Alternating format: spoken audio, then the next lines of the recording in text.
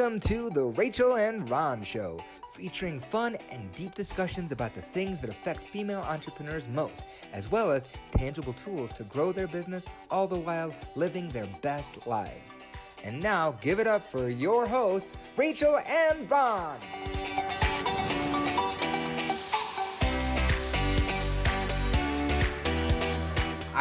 How are you, Rachel? Lubchansky, good morning to you on this fine first day of March. We're in March already. I know. It's the second day. I don't know if you missed. Did you miss the first day, Ron? No, but I didn't acknowledge it. I didn't because Oh, okay. I didn't embrace that yesterday was March because I always forget that February's shorter. Yeah. It's So 28 days except for the months, except for the years that it's not. right, Yeah. leap years. Yeah. It's my birthday month too. So I And like mine, wait. When's your birthday? March 21st. Did I know that? Oh my God! Happy birthday, March 21st. Thank you. Happy early birthday to you as well. We're going to be celebrating your birthday soon with a very special guest. I'm excited about her.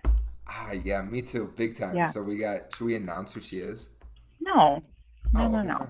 No, it's a no. surprise. Yeah, so I get to celebrate my birthday with two of my favorites. Yay. That's awesome. You, you know who's the third favorite that I got to connect with yesterday? I got Who's to that? interview I got to interview Cam Gildner yesterday for my show, like my solo show. Sorry, Rachel, my solo show. She's a special one. Yes. She Like, yeah, No, she just has such a big heart and I love her energy. And it's so funny that you bring her up because we're talking about authenticity today on our show. And if there's anybody who walks the walk, it's Cammie. her articulation of how to authentically figure out what you want, like, because this is my quest. Like, this is kind of what my show, my solo show is like about. Is like it's trying to figure out like how to know what you want and how to go after it. And like, oh my God, yesterday she just like nailed it. She just like articulated it so authentically and perfectly. Yeah. So anyway, Oh, so that's the point is that beautiful. it's like this. It's like this week of like my favorites. It feels like a birthday week. Yay. That's awesome. Yeah, Adam and I were saying yesterday, we can't believe it's already March. I mean, where is 2021 going? And it's funny that we say 2021 because I still think it's like what it's like the 15th month of 2020, Yeah. So true. right? It's I don't the feel like we year that transitioned. never ends.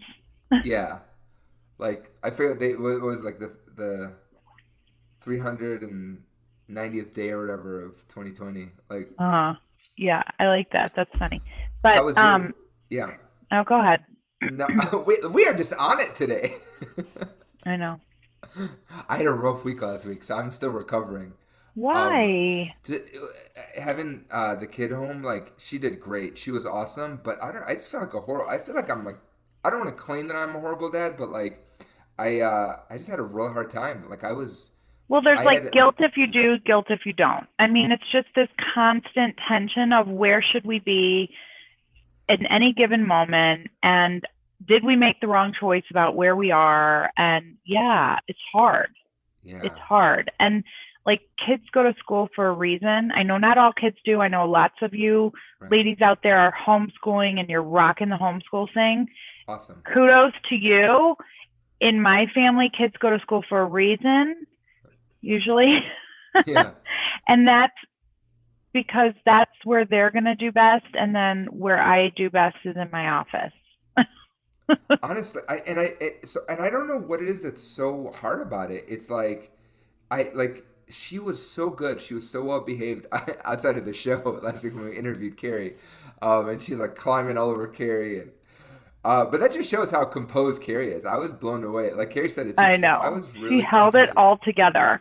I know, astounding. But But that right there was like the image of what it means to be a parent entrepreneur, right? period. But also in COVID. Yeah, and then add COVID to it, right? It's this constant, I don't like the word balance, but like it is, it's this constant juggling act. That's probably a better term.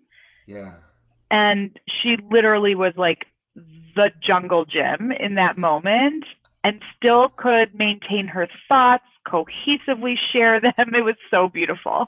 Yeah, I know. I would have been like, okay, sorry, hold on one second. What do you need? Okay, yeah, okay, hold on. Sorry. Yeah, well, yes, Yeah, fairy tales, yes. right. Fairies and kitties and right, saber-toothed cat, got it, Right. We should actually say, though, for anyone that's watching, it's okay if that's what you do, right? Like, we're just blown away and impressed by KBJ, but the majority of us are going to have to do this whole, like, hang on, I'll be right back with you thing. And Right. that's okay because I think we all give each other grace. We understand everybody's got their stuff. But anyway, so it was just a struggle for you last week. Yeah, and but I just like Sunday I was or Saturday I get like these bouts of exhaustion where I can't move for like a couple days. So I had that and but it ended up being really nice like on Sunday was like my real day right. It was hard to get up. So but Ellie we just did a night at the museum marathon. So we saw all three night at the museum movies because she loves museums. And I took her to the science museum on Friday. Um so yeah, so we just had like a really chill day, which is cool. I've never done that with her, like where it's just chill. Because normally I'm like, oh, gotta get her active and let's take her out and do things and adventures, even amidst the pandemic. And but I was Yeah, like, I'm sorry, I'm out, man. I was on the yeah, couch like all day. Again, guilt, shame, damned if you do, damned if you right. don't. Yeah, yeah. And so you just have to like come to that place of acceptance. Did you ever Yeah. come to it? Like by the end of the day, did you feel like this marathon of movies actually was perfect for us today? And it's okay that we didn't leave the house, get fresh air, go to the playground, whatever. I didn't feel bad until you said fresh air. I was like that sounds important. We're in Colorado. But yeah, I did. I think we had a really nice time. And she said she only got frustrated once, and she didn't. She's like, I didn't share it though. I didn't express it. I forgot how she said it, but she's like, I didn't put it out there. So I was like, that's amazing. Like that's so cool. Like good for you. Yeah, Like she's so smart. Like she just that's gets it. seriously, that's like, talk about high EQ. Whoa. I mean, yeah. So she's like processing her own frustrations already at 5 years old. This is what she does. Yeah. I Wow. I told her today. I'm like we're talking about well, cause so she started. She wants to really start a business Hmm. and a cafe, and she's 5, so it's like like it's time. You got to do it. And so we started. She was really frustrated on when was it Sunday night. She's like, I don't have anyone buying. She's no sales. And so I was like, okay, like, well, the fact that you're talking about it makes you want to do something about it. So we started talking about networking and strategy and like how to work within her own network and how to start asking people.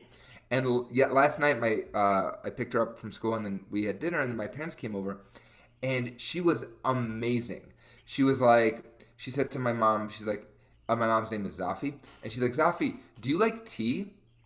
And I was talking to my dad. I'm like, shh, shh, shh, I gotta watch this. And my mom's like, oh, I love tea, and this tea and that tea, and oh, it's the best. And so, and then my mom's like, I like apple cinnamon tea. And Ellie starts freaking out, like I do when I'm like talking to a client that I'm excited about. She's like, oh my god, she's like, I love apple cinnamon tea. Apple cinnamon's the best tea, blah blah blah. And she gets my mom really excited about tea. And then I'm like, Ellie, come here. I'm like, clothes, like go for the clothes. And I walked her. We're whispering. I'm like, watch it. And she's like, Zafi, I can make you some of that tea. Do you want to buy some? And she's like, come to Ellie Cafe. And then she got her first client. She closed it. Yes. But it was Go, astounding. Ellie. She did it like with questions. Yes. Wow. We have so much to learn from her. I know, right? That's awesome.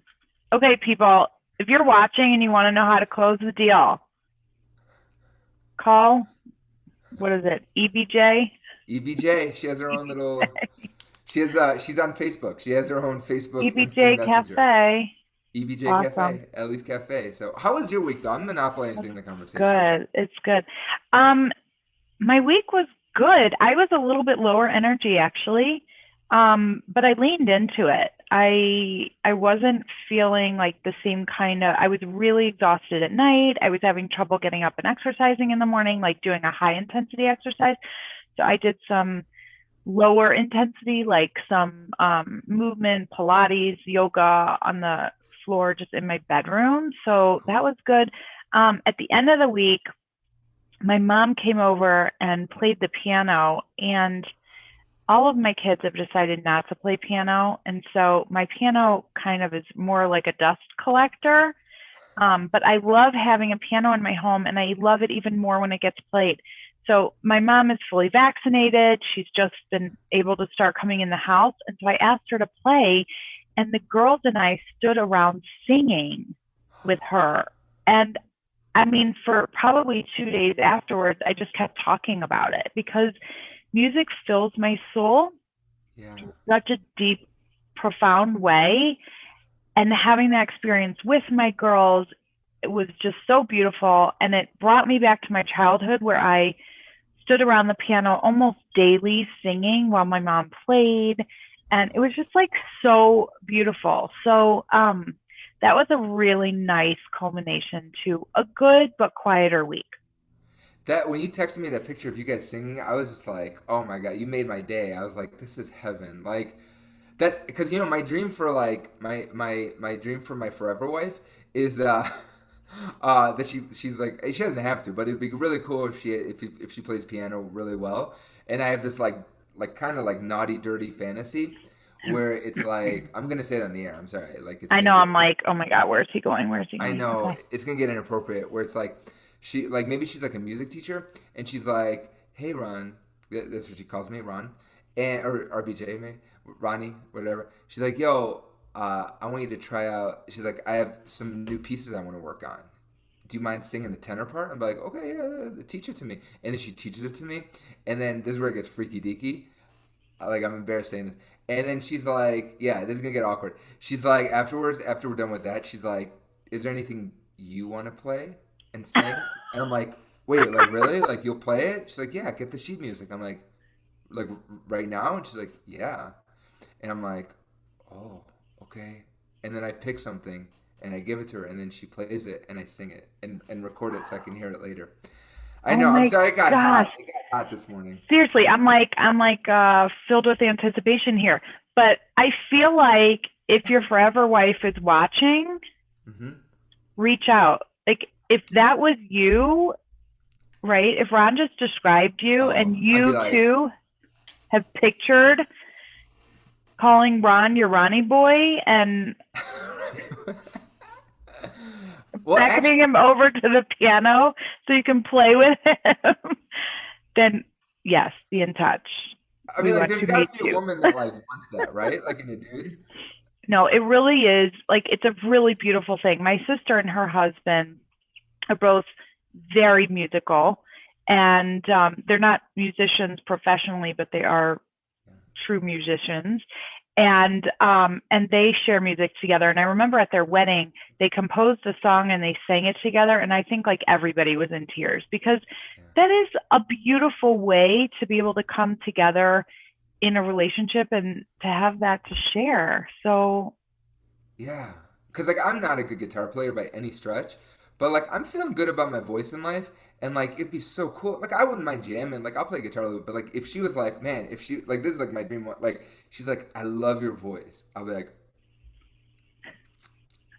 oh, you do? Like yeah. I'm in, man. But yeah, so but it's funny that it's been a process of articulating that Mm, and like really getting in touch with that. And I think that like I see, it's funny, like with my business right now, it's been my I remember last year my dad's like, "Oh, every sale is hard." And I'm like, "Really? Then I don't think you're doing it right." Because I'm like I like attracting the right customers and the right customers, the right clients that I've been collaborating with and working with for a long time. It's been easy. Like that feels yeah. easy at this point. I don't remember getting rejected. Within like trying to articulate what my dream forever wife looks like or sounds like or is or that has been a very emotional process, and I'm filled with fear and filled with like fear of rejection and all these things, like all these old school things. And and I think at the core of it is like the fear around like authentically knowing and like tapping into what my real fit is, like what's a real good fit for me. Yeah. And I feel like that's a thing in business. You know what I mean? Like I don't. That's not a stretch of like a segue here, but like I do think I see it with a lot of clients. They're terrified once they know. You know what? I really want to work with this type of person, or like authentically, I want to do this kind of work. that's where like I feel like a lot of walls actually start at that point where it's like you think right, like you think like if you just tap into the authenticity and are cool with it out of the gate, like it all opens up. But no, right? Like it I feel like that's when the challenge really starts in a way. Yeah, yeah, totally. Um, I got a little sidetracked because our guest is texting me, Oh, but oh my, there's so many balls in the air. recenter, refocus here. Yeah. Okay, with that, we're just going to bring her on. We're just going to bring in Bring her Jess. in. Let's just go for it. Let's keep talking about authenticity. Hi, Jess. Jess Bonasso, ladies and gentlemen, welcome to the show. Hey, so happy to be here. It's Good great to see morning. you.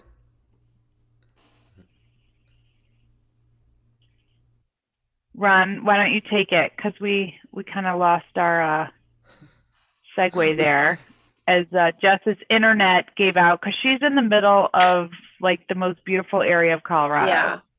Yeah, we've been having some internet issues lately, so I'm joining you from my phone now. Thank goodness for cell phone service, right? totally. So Absolutely. Jess, sorry about for what it's worth, I woke up this morning. I wake up around like 4:30. Because I need a sleep break, and my internet was down. Like was they were testing or something, and it freaked me out. Like it wasn't working, and I didn't know what was going on. And it's like I'm like, oh my god, am I not gonna have internet today? Like, is that a thing that you guys experience a lot in Salida? it hasn't been too bad. The last 6 months have been pretty good, but the last 4 weeks, which is when Mercury was also in retrograde, internet service was really a mess, and we had to replace our router and just got the router replaced. So I'm actually surprised that we're having issues still. Right. But I guess that's mountain town type stuff. I've heard that the cell phone service will go down or electricity will be off for a couple of days. I don't know. Who knows? Anyway, I'm happy to be here. Do you bring up Mercury and retrograde? Like, do you do a lot of astrology work within like the authentic work that you do? No, I really don't. I don't know much about it. I have like a very high level cursory understanding of it, but it's so funny because when I tell my girlfriends about what's going on with my internet service, they're like, oh yeah, Mercury's in retrograde. So I've gotten used to saying that anytime something's not working, I'm like, must be Mercury. Blame it all on Mercury. Jess, so I was telling my daughter today about like how excited I was to talk to you, and she's so funny. She's like, "Dada, what does she do?" I was like, "Well, she's a coach, and she helps people like she helps women like figure out like you said like the survival like what is authentic to them." She's like, "What does she do, Dada? Just ask her." That's funny. So tell us. So can I ask you, like, can you give us Yeah. like a rundown of like the process that you administer in a way? Like how do you facilitate change and transformation with your women? I'm so curious in the modalities that you work with. Oh, yeah. Well, I mean, everything I'm about when it comes to working with the women that I work with is about self-rescue. So it's really the art of self-rescue because for women in particular, we tend to be nurturers by nature. This is part of it's actually a biological instinct. And so we'll take care of others even when we don't have children of our own. I mean, I don't have children of my own, but here I am in the coaching industry helping people. Right. And so what happens is, especially now that we've entered the workforce over the last, since the 60s or 70s that we got into the workforce, since we've entered the workforce, we've, in order to come in and really kind of be at the same level as men, we've had to really go into a lot of single focus mode and be very task oriented, goal oriented, action oriented, which is all great because that's how we get stuff done, right? This is how we create magic in the world, is to have structure and routine and self-discipline. But if we are doing that to the point of burnout and we're also nurturing and taking care of others on top of it, then there's never any time left for ourselves. So, and I know this because I did it in my 20s. I worked really, really hard to climb up the corporate ladder and prove my value and my worth. which is very common for women. And I burned myself out. And so that's why self-rescue became so important. And initially it was self-care I thought was going to be the answer. But I've learned since then it's way more than self-care, because self-care is not just about taking care of yourself physically, mentally, and emotionally. It's really about self-mastery. It's about learning how to overcome the saboteurs, like the self-sabotage that is inherently part of every single one of us as human beings. It's all part of our programming and conditioning. So really at the end of the day, what I do is I work with people to help them identify first, what is the self-sabotage that's actually leading you into burnout, like the ego patterns, the fixations, the limiting beliefs, the unhealthy habits, the behaviors. We go through, we do inventory on that. And then we do healing work around the self-sabotage and coaching then around, all right, now that we are clearing out the sabotage and the saboteurs, what are the new practices and the new ways of being that we need to learn and foster and promote in our life? How do we create that? And I do that through coaching. So is the self-rescue portion then sort of like the healing, the examining of the past, and then the self-care becomes the ongoing way of managing this new, more authentic way of living? I would actually say self-rescue is sort of all-encompassing. I mean, yes, like self-rescue is part of it, is saving yourself from yourself, right? But the other aspect of that is then taking responsibility, personal responsibility for your life, to fix and correct what's not working, number one, and to learn whatever it's going to take to make sure that doesn't keep happening. Because this is what goes on, is like, we might work through one form of self-sabotage, and then there's another layer that needs to be unraveled. So it's not, I think as humans, we're constantly in a state of growth and evolution.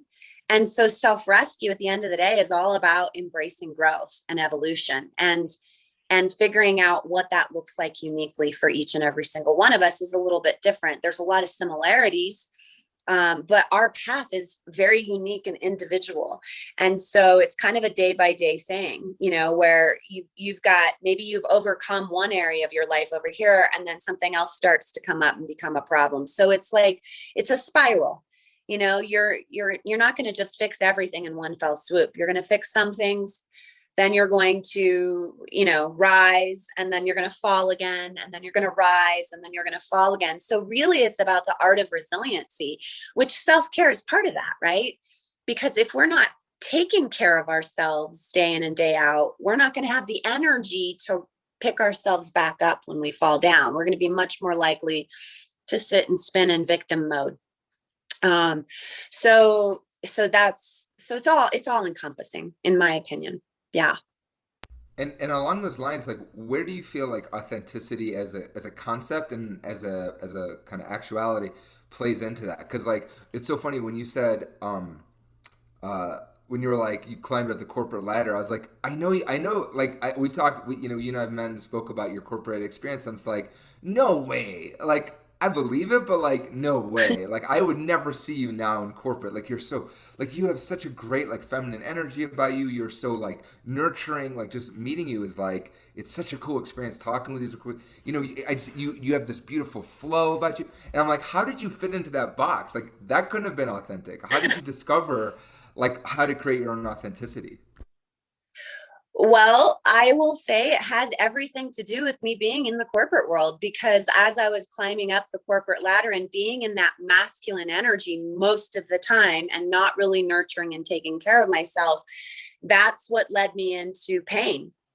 And that pain became my catalyst for the growth and transformation that needed to happen in order for me to realize that, you know, when we were talking about authenticity today, you know, when I was younger, I didn't really know much about what authenticity even meant. I mean, I couldn't, if you were to ask me what authenticity meant, I wouldn't have had a frame of reference for it. And I actually, just for today's sake, I looked it up, the definition of it, and it talks about being real and being genuine. And I think it's way more than that. And at the end of the day, I think, you know, the first oftentimes the first half of our life, we've all been raised and programmed and conditioned to act and think and believe a certain way. And in my 20s, I had the belief that in order for me to be happy and successful, I needed to make as much money as I could, because I came from a very strong lack and scarcity background. I mean, we lived in poverty conditions when I was young. I mean, we didn't even have running water or electricity until I was in the 5th grade. And I got teased and tormented in grade school for all of that. And so I had this sort of unspoken belief system that I didn't even know was in place, that in order for me to be happy and successful, I would therefore, that was why I was climbing the corporate ladder, because I thought this is what's going to prove to everybody that I'm worthy and I have value to give to the world. And so I was operating unconsciously from that place of lack and scarcity. And when my body started breaking down and my mindset started breaking down and my emotional health started breaking down, I didn't like what I was experiencing. So that's when I finally started to reach out and ask for help and support. And over the years, as I was trying to fix and correct what wasn't working, I became very passionate about trying to fix what wasn't working. And so I got exposed to a lot of personal growth and development that I never would have ever even thought about. Like, personal growth and development was just, it was in the back of my mind. I didn't even know that, there was such a thing as quantum physics and, law of attraction. I remember learning about law of attraction for the first time and thinking, what? This sounds hooey, this is like woo-woo-ish. But then as I started to see how my mindset was manifesting and attracting some of the problems that I was experiencing, I realized that there was some validity to that. So I became very passionate about my personal growth and evolution. So my pain actually became a catalyst for my growth and my transformation. And I think that's really true for so many of us. And that's where I first got connected. I remember working with a mentor who was, he used to do something called a heart virtue process, where you would go in and you would look at all your rage monster moments in life and your hero moments, and you would identify the core values that were either in place or missing during those times. And through process of elimination, you would narrow down your top 3 core values. And courageous authenticity ended up being one of those core values, because I had felt so scared to speak my truth and to be who I really was. I was trying to be this, like, fancy schmancy, corporate woman who had all her, pardon my French, but shit together. And really at the end of the day, inside, I felt so insecure. I just remember feeling like I was playing, it was like imposter syndrome. So for me, authenticity became very important. And that's one of the reasons why I ended up leaving the corporate world, because it didn't feel like, if I was really honest, it didn't feel like the right place for me to be, especially as I was starting to learn and realize that I was there because of insecurities and fears that were stemming from childhood. I was like, wait a minute, I've never really thought about what I want to be when I grow up. Not really. I've just been driven by these beliefs. And so that's what I think, for me personally, that's where it started coming from, was wanting to be a healthier, happier person. I wanted to move from that place of brokenness to wholeness. And to me, that's what authenticity really means, is being whole, and not necessarily being whole and perfect, but being whole even in my brokenness, like really accepting myself for who I am completely, and being real and vulnerable. As Brene Brown talks about, she talks about vulnerability a lot. Vulnerability is a huge part of authenticity. So in order for me to be vulnerable, I had to face that I wasn't a good fit for the corporate world and figure out what I really wanted to be when I grew up. So I decided to help people take better care of themselves and get rid of their own self-sabotage like I had done. I love that. I love that term, being whole even in your brokenness. Yeah. Right. Because I think you did a really great job of describing, of like, if I were to ask you, how does somebody know if they need a self-rescue, right? Like how do they get to that place where they've identified that they're a candidate for a self-rescue process? And then the flip side of that is how does it feel? Like, how do you know when you've arrived in your, as you put it, your courageous authenticity? Like, how do you know when you're living that and really truly there? Especially if we're not talking about going from broken to whole, right? We're all these very complex beings. And so we're going to bring all the complexities, the brokenness, if you will, with us wherever we go. So how do you know when you've arrived, if you will? Yeah. So I think, obviously it all starts, the brokenness is what kind of it becomes the catalyst for us to want to grow up ourselves. Right. And so that becomes the catalyst for the self-rescue. I think that's how we can know when we need a self-rescue, is when we're in a place where we don't like the way our life looks. We're not happy. We're dealing with problems that we can't get over on our own. We realize we need help and support. And so once we become vulnerable enough to admit that and seek that, that means now we're open to receive help and support. Because if you're not open to receive help and support, you just want to be the victim to life and blame it on everybody else and not take responsibility for what's going on by asking for help. It's not going to go away, right? And so once people realize there's stuff that's not working in their life, that's usually when I'll get a phone call from them, or they'll sign up for a discovery consult because they're like, I've tried everything I can think of. It's not working. I need help and support. And then for me personally, one of the things that was really helpful in helping me, it's really funny because when I was in my early 30s, I started doing these deep dive personal growth intensives, healing intensives. And I remember learning about the Enneagram personality system at one of the intensives. And it really helped me understand myself so clearly and what I had been dealing with in a way that I'd never understood before. Like, it really helped me make sense of it. And it also helped me have compassion and empathy for my then ex-husband, because I could see him in the Enneagram. And I remember when I learned that ultimately at the end of the day, what drives us and our behaviors and our habits is our underlying core fears. And each of us have unique core fears that are very different and individualistic. My core fear was the fear of not being safe and supported. Again, because we didn't have a lot of the basics growing up when I was young. And that's why I was always looking at money for security, right? So I had this vow. I made this vow that, okay, well, my enemy then is fear of not feeling safe and supported. So I'm going to do everything I can to eliminate that fear. And so for like 2 years, I was doing everything that could help me bust through fear. I was doing it. And what's funny is I didn't learn this until a couple of years later, when I was still having fear around safety and support, that what you resist persists. And so that, I remember hearing that quote, and I remember it finally clicking that I was trying to get rid of fear. And therefore, I was actually experiencing more fear than before, because it was like, yeah, I'm not going to go away, because what you resist is going to continue to persist.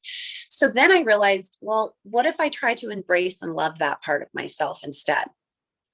And that was a real big aha moment. And the Enneagram has really helped me learn how to embrace all parts of me, all the wounded parts of me, because even though it sucks going through that and there's pain involved with, being those parts, it has helped me grow so tremendously. And it's pushed me outside of my comfort zone to take action so that I can move toward my more authentic self. So when we talk about how do we become more of our authentic self? I mean, I have a whole process. I take people through, I have a system, a self-rescue protocol, a journey that I take people through that will help them learn sort of the fundamental basics of self-mastery, and self-acceptance, which is really important, right? That was the piece that I had really learned in that. But at the end of the day, what it boils down to is self-growth.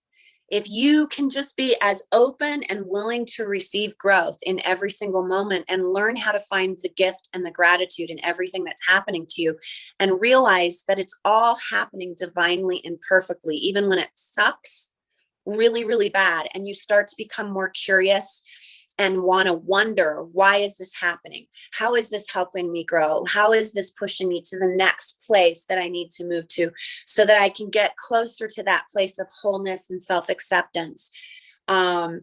I think in general, it's self-growth that really is what will help foster our ability to be more authentic, because we can then see ourselves for who we really are and not be the victim anymore, not be operating from the stories as much, but see that we're all unique individuals struggling with similar problems. And that's just part of being human. Like if we can accept that, it's really beautiful. So I love that you just brought up faith, Jess. I wanted to share this. I read this yesterday to my group coaching clients who are in my Real Momentum VIP program. This is from my You Are a Badass calendar, and I pulled this off yesterday, and this just really speaks to what you were talking about. Faith is required if you're going to upgrade from rickety to rolling in it, because faith is the part of us that dares to believe that an unseen, unproven, and often proven otherwise brand new and awesome reality is within our grasp. Without faith, aka belief in miracles, what would be the point of trying to create anything new and grand? And so, it's like going in with that faith, as you're calling it, like this divine, whatever your belief is, it doesn't even matter. It's just the faith that, sorry, my lighting just completely shifted. It's just this faith that you're being led, right? That there is possibility in everything. Yeah, that everything is happening for a reason. Yeah.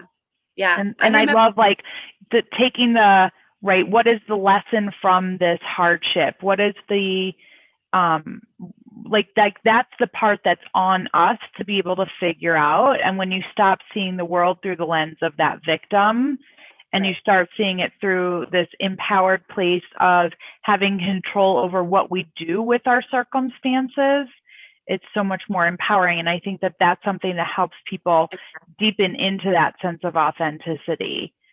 Absolutely. Yeah. Because if you're operating out of victim mode, then you feel like helpless. There's nothing you can do to fix it. Right. But if you can see that what's happening to you, the thing that's happening to you that makes you feel victimized is actually happening for a reason. Maybe it's to wake you up. Maybe it's to help you see a pattern that you weren't seeing before so that you can go do some inner growth work around that. Like if you can find the gift in that, then you're no longer the victim.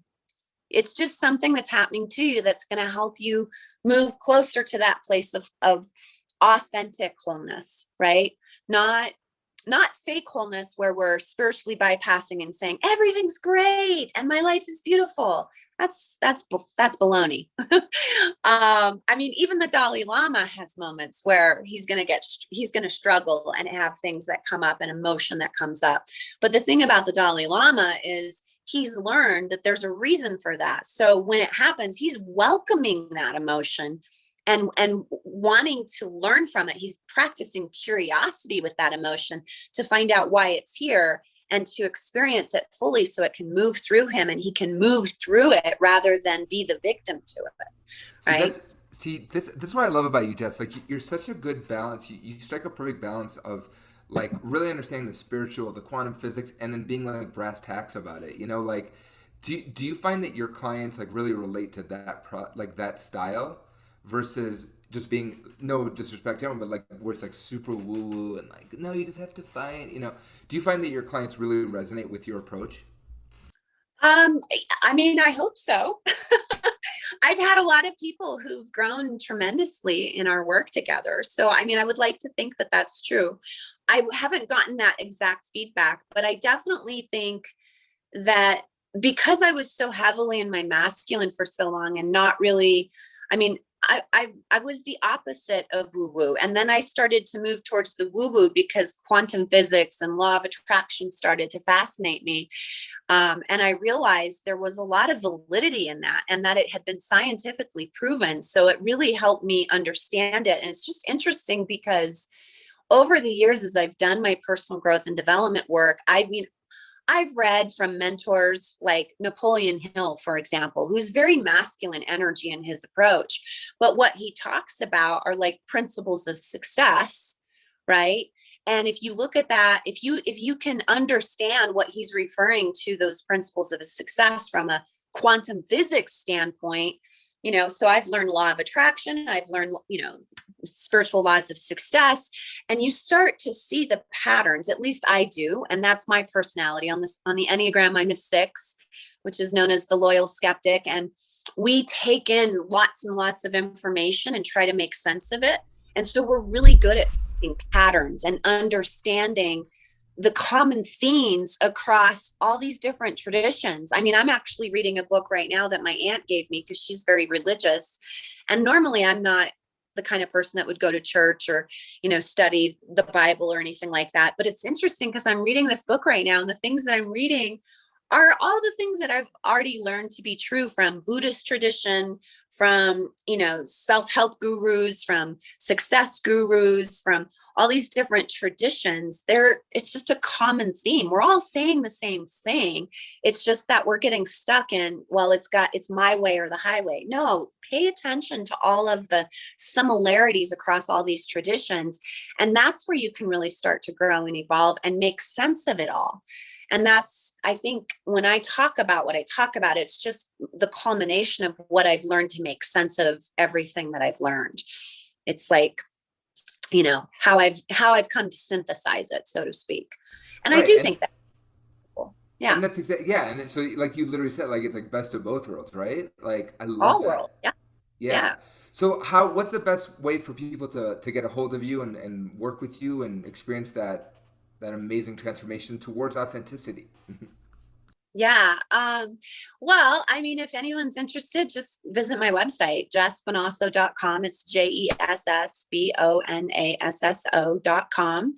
And you can learn about some of the different modalities that I use. Like I said, I use the Enneagram with every single one of my clients, because at the end of the day, if we can figure out what the core fears are that are holding you back, if you can start to unravel those core fears, not from the place of I've got to get rid of that, but just I've got to peel back the layers of that onion and start to get more and more to my authentic core self, the growth path towards wholeness just sort of innately starts to happen. It just happens by default. So I use the Enneagram, I use journey process work with my clients to help get rid of sabotage and unhealthy habits, thoughts, beliefs, and all of those things. And then I have my own system and approach that I take people through so they can learn the art of self-rescue once they've cleared out what's no longer serving them. And you can learn more about all of that on my website. Plus, you can sign up for a self-rescue toolkit, which includes an Enneagram assessment, a self-care assessment, and a sabotage assessment as well. So you can actually start your own self-rescue journey just by signing up for the self-rescue toolkit on my website. That's awesome. Oh my gosh, so much good stuff there. Yeah. Thank you for sharing this with us. I think a lot of people, especially the kind of clients that I'm working with, lots of them are just starting out on their entrepreneurial journey, and they don't even know that they're in need of a self-rescue. Right. Like they're just trying to figure out all the things. And especially if you're coming from corporate into this space, like you were the first person who taught me about the feminine and masculine energies and how those play out. And like, I remember that being such an eye opener for me. And so there's so much great work here and like really interesting ways to sit with yourself and get to know yourself in all these different ways that we haven't even yet uncovered. So thank you for introducing us to these ideas and helping people like really understand how to continue to develop that side of them so that they can step into leading and living in a place of deeper authenticity. Absolutely. It's part of my passion and my purpose. So it's been fun to talk to you guys about it today. Thank you so much for letting me play in the sandbox with you. Our pleasure. Thank you for. Yeah. All right. We'll chat with you soon, Jess. Thank you. Rachel, hello. Do you know your Enneagram type? Did we talk about this? We have, and I have to look it up. Like, would it make sense if I'm a somewhere between? It's like a two wing seven or a seven or a. I have to double Oh, check. I could see that. I Yeah. did it, and then I haven't really used it that much. I see how it can be helpful. I mean, I think like any of these personality assessments or um, work style assessments, like they can be really eye opening and sort of guide us to stepping into a place that it's telling us we have these strengths, right? Yeah. At the same time, I think, and I can't remember if Jess said this or not, but each of us has parts of Oh, all of the yeah. results, right? And so I think it's kind of fascinating to just delve into that information and kind of explore, and get to know yourself more deeply and use it through that lens. But I haven't used it so much in my business. Have you? I like kind of live by it because I was one of my first um exposures to it was I was working with Lisa Foster, who's an expert in this stuff. Like, Lisa, Yeah. yeah, she's Yeah, she's the amazing. one who did my Enneagram. Oh my gosh, Oh, I'm okay. so embarrassed. Lisa, if you're watching, I'm so sorry. Right when I get off the phone here with Ron, I'm gonna go figure it out. Okay. But she is just so brilliant, and she does a one woman show basically where she does all the different types and everything. And it one of the things like she helped me immensely when I was in a musical in 2019, and I you know we just officially broken up and everything, and I was like, this was my post divorce act. Debauchery, like it was like instead of going drinking and partying, I did a musical. I was in a musical, and the director and I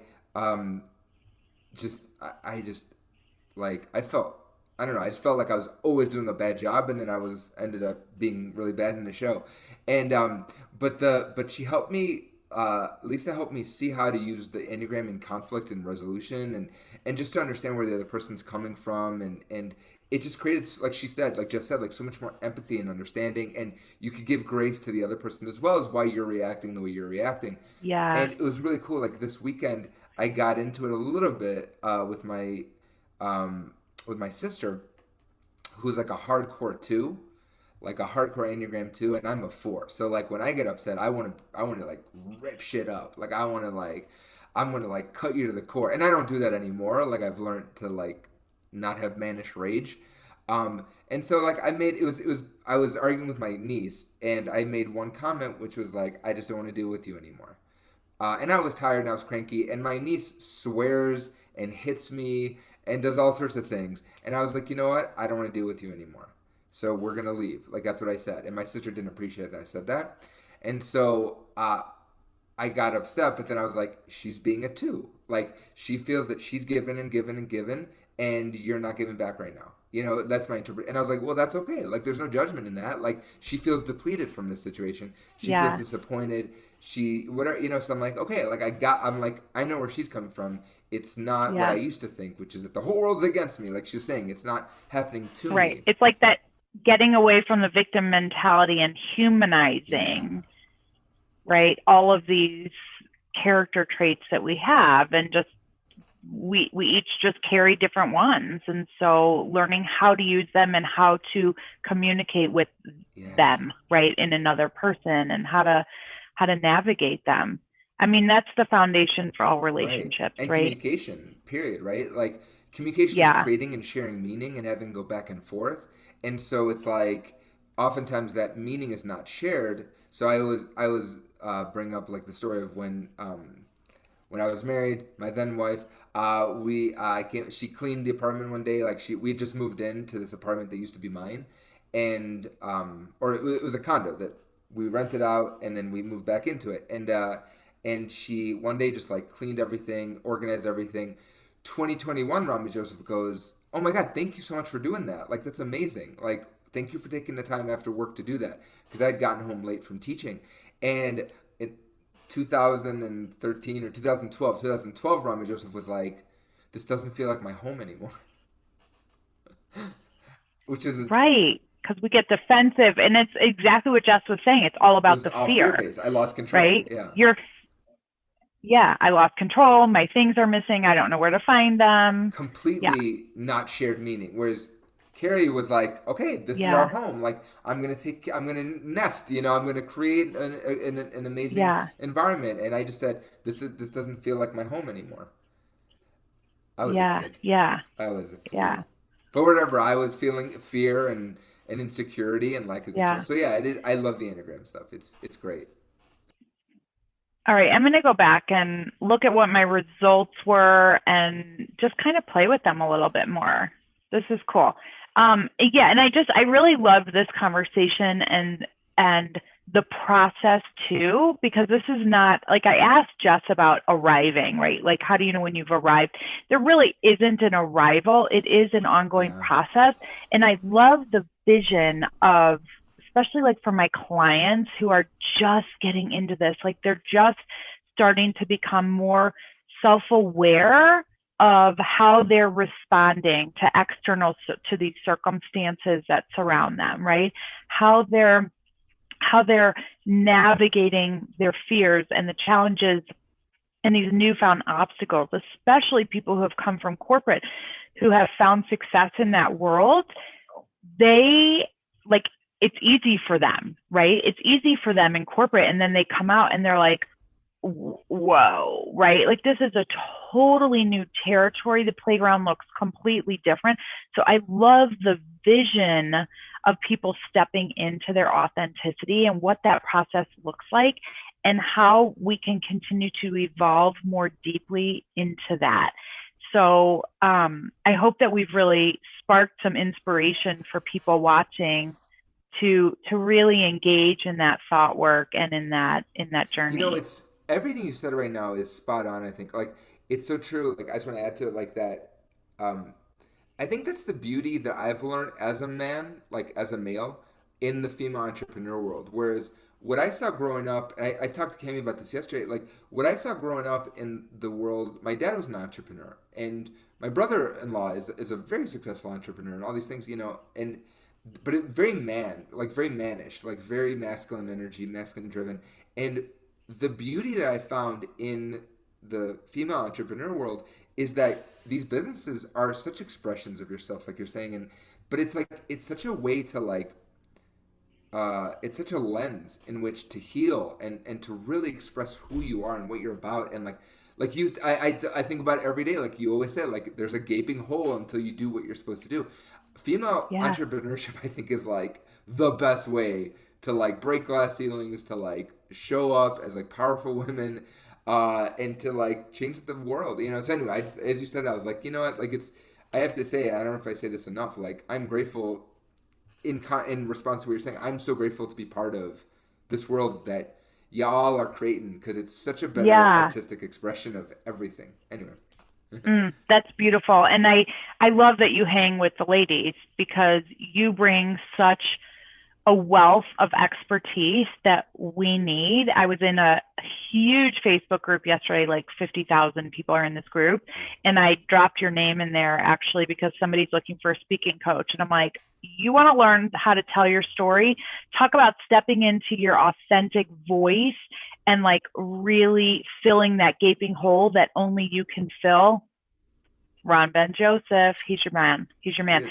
No, but that's really, yeah, yeah, I'm so grateful. I'm so grateful. You really help me do that, and you help so many other women do that. This is beautiful. Ron. No, here you go. I love you guys. Thank you. Rachel, you're a mishpacha. We I don't family. We family. I don't know why I'm like dismissing this. I'm like, Rachel, you're mishpacha. That's what I'm trying Yeah, to say. Like, thank you for that gift. Your gift. Oh my god. Okay, so we have an amazing episode next week. we I can tell do. you right Who's, now yeah, for my tell birthday me. episode. Yeah, it is. It's going to be the 9th, Yeah, March but 9th. we're not gonna say who the guest is. No, but she's special to both of us. I mean, this was like your birthday gift. You really wanted her on the show. Yeah. And I'm equally as excited to have her on the show as well, because she has a very special place in my heart and in my business, and it's going to be so good. It's gonna be Yay. so good. And then, I mean, if there was singing involved, like, You you wouldn't know, mind. I wouldn't say no to a singing or a tuna melt. Either way, you know. But not on bread. Do you eat bread? I eat gluten-free bread sometimes, but like I'm not in love with it. My daughter too. Like I made her a salami sandwich yesterday, and she like just rocked out the salami. She's like, I don't need the bread. She's low Good for carb. her. That's hysterical. I know. Okay, with that, bring it. Next week, people, it's Ron Ben Joseph's birthday, March 9th. Either bring a song or a tuna melt, sans cheese, and sans bread. Okay? No, the We'll see cheese you there. it could be like dairy-free cheese or dairy-free cheese. Is that goat worth cheese. it? Goat cheese. I love Oh, goat cheese. goat cheese. Goat Okay. cheese, okay. Okay. You know what? Just bring the song, you guys. It'll be so much easier. Okay. We're so excited to see you next Tuesday. Have a great week. Bye, everyone.